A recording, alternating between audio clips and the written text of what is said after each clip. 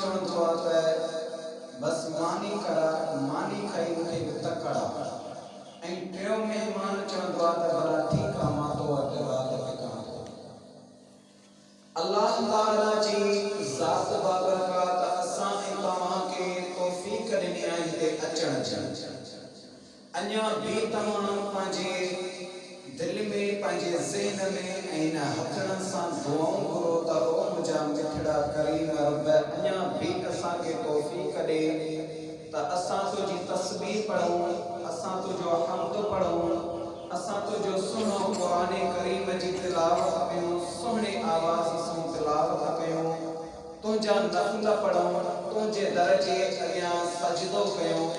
ओ मुंहिंजा मिठड़ा सुहिणा करीम रब असांखे इहे तौफ़ीक़ूं ॾे त जंहिं वटि महिमान ईंदो आहे त मेज़बान जो कमु कहिड़ो हूंदो आहे। जॾहिं महिमान मानी खाईंदो आहे वरी वञण जी कंदो आहे त मेज़बान मन महिमान खे छा चवंदो आहे त क़िस्मती त आयो आहीं, क़िस्मती त आयो आहीं, थोरो त मूं वटि टिक, थोरो त मूं वटि रह, अञा चांहि पीअ, अञा मांडड़ी ॿी बि खा, अञा बोतलड़ी पीअ, अञा पाणी पीअ। ईअं चवंदो आहे महिमान खे मेज़बान मिणथूं कंदो आहे।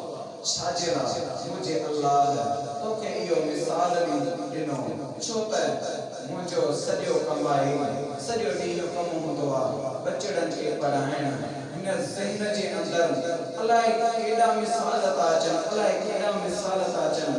ओ मुंहिंजा सुहिणा, ओ मुंहिंजा मिठड़ा, जॾहिं जुमअतुल मुबारक जो ॾींहुं हूंदो आहे या यारहीं शरीफ़ हूंदो आहे, मस्जिद कहिड़ीअ में वेही करे बयान थो कयां, जेको मौज़ू मां ठाहे ईंदो आहियां निमाज़ ते मौज़ू हूंदो आहे या वरी मिठड़े सुहिणे करीम रब जी नेमतुनि जो मौज़ू हूंदो आहे, जारी मिलादी मुस्तफ़ा जो मौज़ू हूंदो आहे, मुंहिंजे सुहिणे करीम मुस्तफ़ा जी इन हम्द सना जो मौज़ू हूंदो आहे त उहो मूंखां विसरी वेंदो आहे।